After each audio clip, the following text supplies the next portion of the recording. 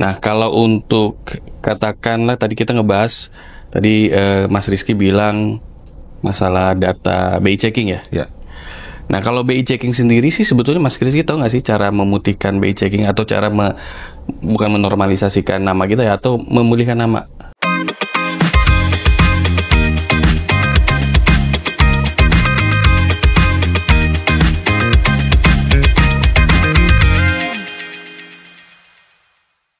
Pembahasan kali ini kita mau ngasih informasi sekaligus edukasi penting nih terkait dengan pengajuan kredit ya, ataupun menggunakan pihak leasing.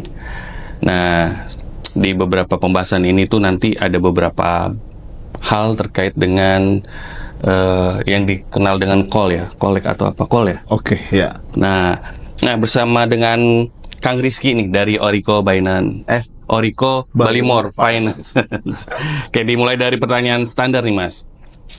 Kalau pengajuan kredit itu standar pengajuan itu syaratnya apa aja tuh? Oke, untuk pengajuan kredit sebenarnya kita bagi dua. Yang pertama untuk pengajuan personal atau untuk pengajuan dan perusahaan atau company. Iya. Mungkin kita bahas dulu di personal ya. Boleh. Untuk perorangan.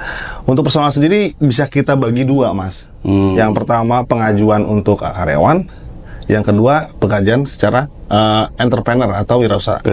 Untuk pengajuan untuk pengajuan personal biasanya ya dengan data standar seperti KTP, kartu keluarga, NPWP, slip gaji yang jelas karena dia seorang karyawan ya. Yeah.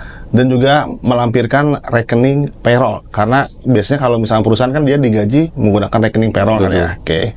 Terus untuk wira swasta biasanya untuk usaha yang kecil atau mikro biasanya cukup SKU. Untuk yang besar bisa melampirkan NIB gitu sih. Ditambah dengan rekening tabungan ya. Tabungan. Oke. Jadi itu standarnya ya. Secara standar seperti itu. Nah, kalau untuk case-nya sendiri nih, biasanya nih rata-rata standar semua nggak sih? Atau mungkin ada beberapa case dan misalkan case-nya kalau begini tuh ada sebetulnya solusinya nih. Jadi kan mungkin ya nggak semua data yang dimiliki oleh customer kita tuh kadang sempurna ya. Oke. Sempurna dengan standar yang diinginkan oleh pihak leasing. Oke. Pernah nggak tuh ada case tertentu? Untuk case-case sebenarnya banyak sih Mas ya. Misalkan contoh kalau misalkan kredit kan untuk perusahaan biasanya ada standarisasi gaji. Ada standarisasi gaji.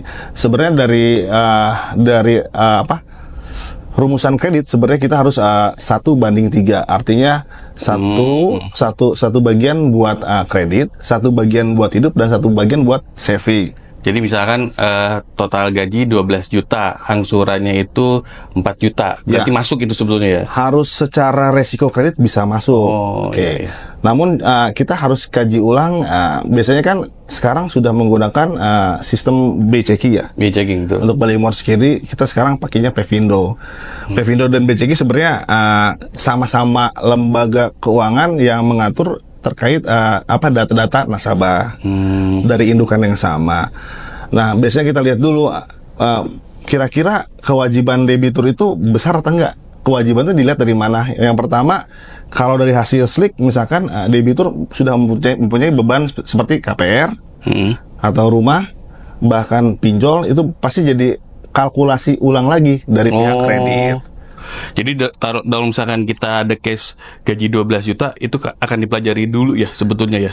Apakah dia secara data ada juga angsuran-angsuran di tempat lain ataupun di leasing-leasing lain gitu? Ya, pasti dengan adanya fasilitas seperti pengecekan tersebut, pasti kita bakal cek kira-kira rasio kredit si debitur masih masuk atau tidak gitu. Sebenarnya terkait masalah kita sebutnya loan rasio ya, rasio kreditnya masuk atau enggak. Sebenarnya loan rasio ini sebenarnya sifatnya tidak baku karena masih dapat dibantu dengan data-data tambahan. Misal walaupun dia debitur mempunyai gaji misalkan 12 juta, contoh kalau bisa dia marketing kan dia masih ada insentif, insentif, atau misalkan untuk back office masih ada lembur, mungkin bisa ditambahkan ke perhitungan tersebut. Betul. Atau misalkan debitur memiliki pasangan, pasangan juga bisa jadi penambah income si pemohon. Atau misalkan debitur single, kita libatkan orang tuanya. Tua, ya. Kita libatkan orang tuanya, kita mintakan data income-nya sehingga bisa membantu untuk proses kredit gitu sih. Jadi ada beberapa hal case yang memang masih bisa lah ya. Iya, betul. Yang masih bisa dibantu oleh pihak leasing ya. Nah, kalau untuk katakanlah tadi kita ngebahas tadi Mas Rizky bilang masalah data BI checking ya. Ya. Nah, kalau BI checking sendiri sih sebetulnya Mas Rizky tahu nggak sih cara memutihkan BI checking atau cara bukan menormalisasikan nama kita ya atau memulihkan nama? Oke. Sebenarnya perlu dipahami semua di sini sama teman-teman kalau untuk pemulihan BI checking untuk saat ini belum ada yang namanya belum ada ya. Itu kalau misalkan nama kita masuk di BI checking itu akan selamanya ada atau ada waktu untuk pemutihan sih? Untuk saat ini saya rasa sih selamanya masih ada, terkecuali memang saya dapat informasi terkait yang presiden yang umum ya. Kalau untuk yang yang mikro, untuk sektor pertanian dan perikanan kan bakal dihapusin ya untuk pinjaman ya. Itu mungkin bisa dicari atau di googling lagi untuk terkait hal itu. Tapi untuk di lain daripada itu, mungkin untuk pemutihannya saya rasa sih cukup sulit. Terkecuali mungkin kartu kredit saya boleh bisa ngasih saran. Kalau kartu kredit si debitur itu macet, coba aja di follow up. Terkadang kalau misalkan dia sudah masuk kolektibilitas yang macet, itu bisa dapat diskon bahkan 50% gitu. Kalau kartu kredit ya. Kartu kredit, tapi tidak menutup kemungkinan juga dengan fasilitas-fasilitas yang lain. Fasilitas yang lain ya, betul. Jadi untuk sementara sih masih sulit ya ketika sudah masuk data BI checking. Sebenarnya gini, kalau di OBF kita kan tidak kaku. Kita masih melihat misalkan gini, perbandingan dari 5 fasilitas debitur misalkan ada 4 yang masih lancar dan 1 yang kolek kita masih bisa untuk perjuangkan karena kita ngelihat ternyata dominannya di bagus gitu. Gitu. Tapi perlu dilihat dulu untuk koleknya itu di fasilitas apa. Soalnya untuk leasing itu kita ada pembagian beberapa kategori untuk pembiayaan yang sifatnya yang kita sebutnya kalau misalnya aset kolateral seperti kendaraan, rumah, dan pinjaman yang berbasis dengan kayak sertifikat ya. Itu kita sebut aset kolateral itu lumayan. Kolateral. Aset kolateral. Kolateral. Itu lumayan lumayan jadi perbandingan kredit yang sangat-sangat diperhatikan gitu. Mungkin kalau misalkan kartu kredit di kita cukup bisa dimaklumi. Gitu. Jadi sebetulnya secara mentah itu kita nggak mentah-mentah dari data ya. Sebetulnya kalaupun memang dalam artian itu masih bisa dikaji lagi ya. Ya betul, secara data sih sebenarnya kita masih bisa fleksibel lah. Fleksibel. Soalnya nggak mungkin kita walaupun si debitur, jadi untuk debitur yang kolek gitu atau masuk dalam kategori WO jangan berkecil hati. Bisa dikonsultasikan dengan marketingnya gitu, bisa dicek dulu status kolektibilitasnya gitu, apakah saat ini masih bisa dalam tahap proses atau tidak. Karena di OBF sendiri sekarang dari debitur bisa early check. Dalam arti early check, dia debitur bisa ngecek dulu, nanti kita kasih informasinya ke sales, ternyata ini kita masih bisa proses loh. Di kategori A misalkan di pinjolnya nih debitur lumayan bermasalah, ternyata tapi di rumah dan di mobil dia lancar. Oke. Mungkin kadang-kadang orang kan ada skala prioritas yang masih betul. Mungkin lebih prioritas di rumah atau di mobil sehingga yang ini nggak kebayar gitu.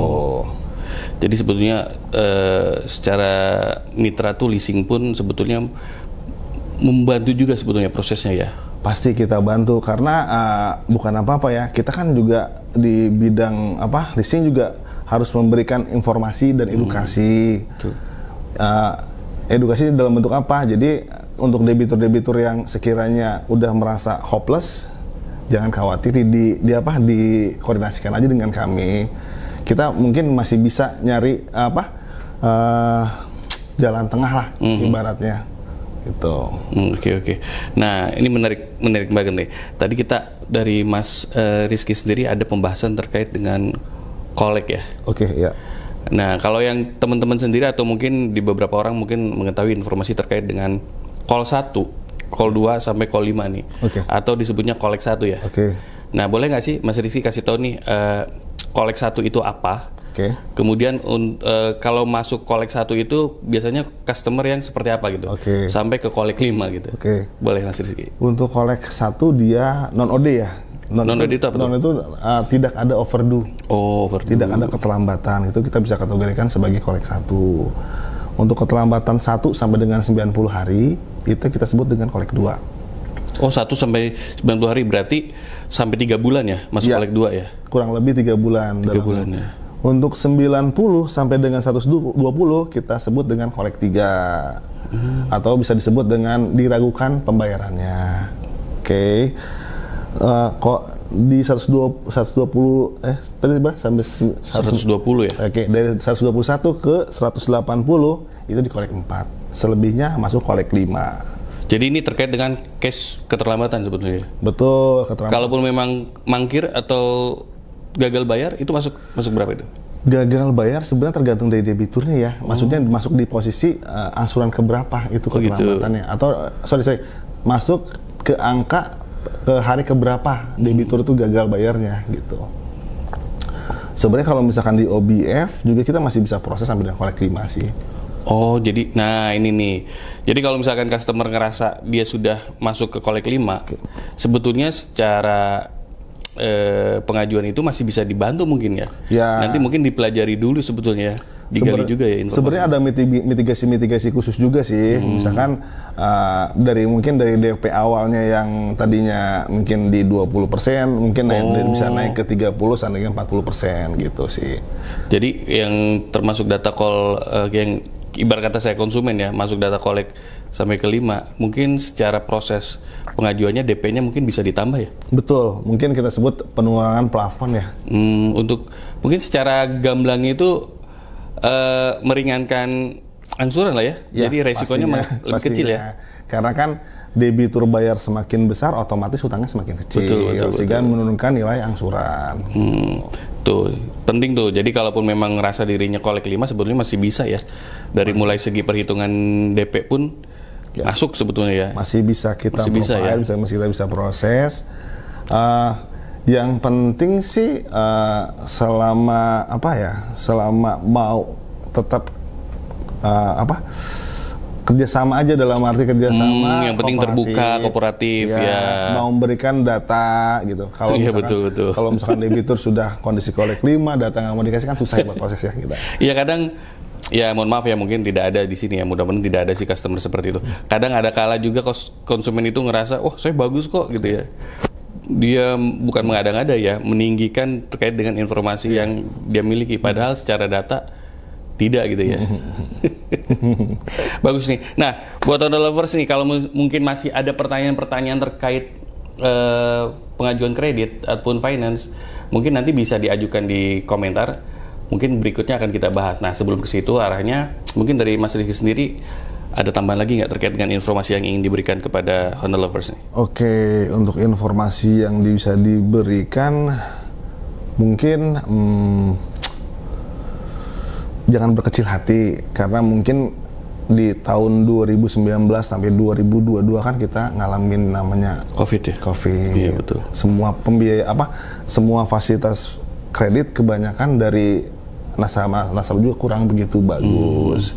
Jadi kalau misalkan ada teman-teman yang terkendala di sana, jangan berkecil hati, dikoordinasikan dulu dengan salesnya, dikonsultasikan, kita cari jalan keluarnya gitu sih.